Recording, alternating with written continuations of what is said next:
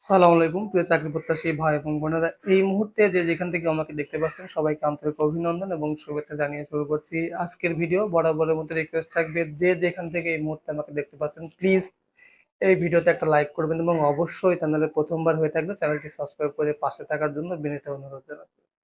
Exactly আপনারা যে ভিডিওর জন্য অপেক্ষা করেন সেই বিষয় নিয়ে কথা বলবো। যদিও আমি একটু সিক, আমার ঠান্ডা লাগছে প্রচুর, তো দয়া করে একটু ম্যানেজ করে নিন। তো অনেকেই আমার কাছে এক্স্যাক্টলি আমাদের সেনাবাহিনীর ২০২৬ সালের যে নিয়োগ বিজ্ঞপ্তিটা প্রকাশ হবে অসামরিকের, সেটার ডেট কবে, এই বিষয়টি নিয়ে অনেকেই আমার কমেন্ট বক্সে, আমার হোয়াটসঅ্যাপে জানতে চেয়েছেন। তারই ধারাবাহিকতায় আমার মনে হলো আজকে আপনাদের সঙ্গে এই বিষয় নিয়ে একটা ভিডিও বানানো খুবই খুবই জরুরি। তো যদিও আমি খুব অসুস্থ, কথা বলতে পারছি না, খুব কষ্ট হচ্ছে, তারপরেও আমার এই ভিডিওটা বানানো খুবই দরকার ছিল। কারণ আপনাদেরকে আমি এর আগে বলেছিলাম যে খুব দ্রুত সময়ের মধ্যে নিয়োগ বিজ্ঞপ্তি আসবে, বাট রং ইনফরমেশন সেটা ছিল। কারণ আমিও রং ইনফরমেশনটাই পেয়েছিলাম, আমার যে ইনফরমার ছিল সে আমাকে রং ইনফরমেশন দিয়েছিল, যার কারণে এপ্রিলে কিন্তু নিয়োগ বিজ্ঞপ্তিটা আসেনি। তো আপনারা অনেকেই জানতে চাচ্ছেন যে এখন এক্স্যাক্টলি কবে নাগাদ আসলে এই নিয়োগ বিজ্ঞপ্তিটা আসতে পারে। তো তাদের কাছে আমি বা তাদের উদ্দেশ্যে এই কথাটা বলবো, দেখেন, আসছে আগামী বাজেট, অর্থাৎ জুন মাসের প্রথমেই কিন্তু ১৭ বা ১৮ তারিখের দিকে বাজেট হবে। তো এই বাজেটের পরেই কিন্তু বাংলাদেশ সেনাবাহিনীর যে বা প্রতিষ্ঠানের যতগুলো কর্মকর্তা কর্মচারী আছে সবার সহ বাংলাদেশের যত সরকারি কর্মচারী কর্মকর্তা আছে তাদের কিন্তু স্যালারি নির্ধারণ করা হয়, বেতন বোনাস নির্ধারণ করা হয়। তো এর মধ্যে অনেকেই পেনশনে যাবেন, সবকিছু মিলাই একটা বাজেট দিচ্ছে। আপনারা তা ইতিমধ্যে জানতে পেরেছেন যে পে স্কেলও দেবে। তো কবে নাগাদ নিয়োগ বিজ্ঞপ্তি প্রকাশ হবে এইটা আসলে খুবই সিম্পল। আপনার মাথায় যদি বিন্দুমাত্র উপস্থিত বুদ্ধি থাকে তাহলে আপনি বুঝতে পারবেন যে কবে নাগাদ আসলে এই নিয়োগ বিজ্ঞপ্তিটা প্রকাশ হতে পারে।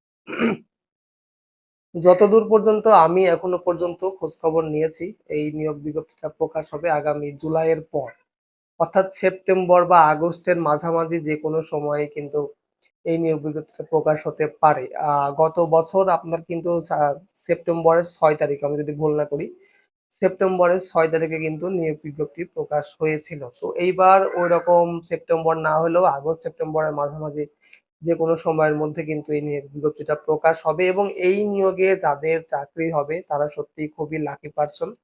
কারণ জয়েন করার সাথে সাথে কিন্তু একটা পে স্কেল তারা পাবে এবং এই পে স্কেলে কিন্তু বেসিকের 50% বাড়ানো হচ্ছে প্রথম অর্ধ বছর। আপনারা ইতিমধ্যেই জানেন, বিভিন্ন রকম নিউজ হচ্ছে পে স্কেলের কারণে ৩ ধাপে বেতন বাড়ানো হবে।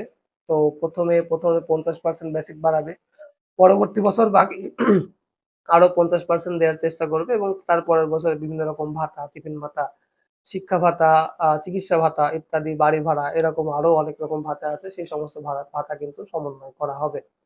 তো আপনারা যারা জানতে চাচ্ছিলেন এতদিন ধরে আমার কাছে অধীর আগ্রহে আপনারা বসেছিলেন, এই ব্যাপারে একটা ভিডিও বানানো খুবই খুবই জরুরি ছিল যে বাংলাদেশ সেনাবাহিনীর অসামরিকের যে নিয়োগ বিজ্ঞপ্তিটা ২০২৬ সালে আসবে সেটা আগস্ট অথবা সেপ্টেম্বরের এই মাঝামাঝি সময়ের মধ্যেই আসবে। তো যারা এখনো পর্যন্ত ডকুমেন্টস নিয়ে টেনশনে ছিলেন যে খুব দ্রুত সময়ের মধ্যে যদি নিয়োগ বিজ্ঞপ্তি প্রকাশ হয়, অনেকের অনেক রকম ডকুমেন্টসে কাগজপত্রের ঝামেলা আছে, তারা অনেকটা সময় পাবেন এই কাগজপত্রগুলোকে সলভ করার জন্য। তো আর যারা এখনো পর্যন্ত বিভিন্ন রকম চাকরির জন্য অ্যাপ্লিকেশন করেছেন তারা চেষ্টা করতে থাকেন।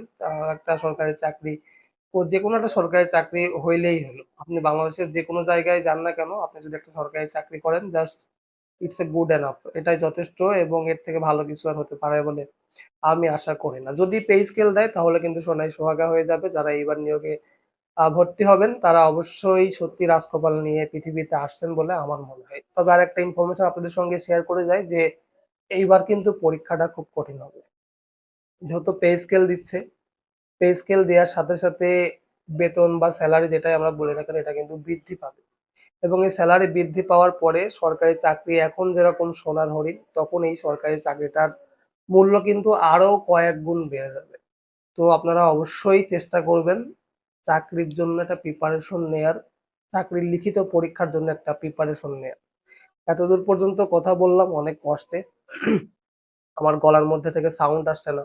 আমার ভোকালটা অলরেডি আটকে যাচ্ছে। অনেক কথা বলতে খুব কষ্ট হচ্ছে। তো ভিডিও বেশি বাড়াবো না। তবে শেষ পর্যন্ত আপনাদের কাছে একটাই রিকোয়েস্ট, প্লিজ কেউ বিভ্রান্ত হবেন না, কেউ ভুল বুঝবেন না। আমি কন্টিনিউ করতে পারছি না। আমি নিজেও শারীরিকভাবে অসুস্থ। তারপরেও অনেক প্রেশার থাকে কাজের, যার জন্য ভিডিও মেকিং করা হয় না। তবে অনেকেই যারা অপেক্ষায় ছিলেন তাদের উদ্দেশ্যে এই ভিডিওটা ডেডিকেট করলাম।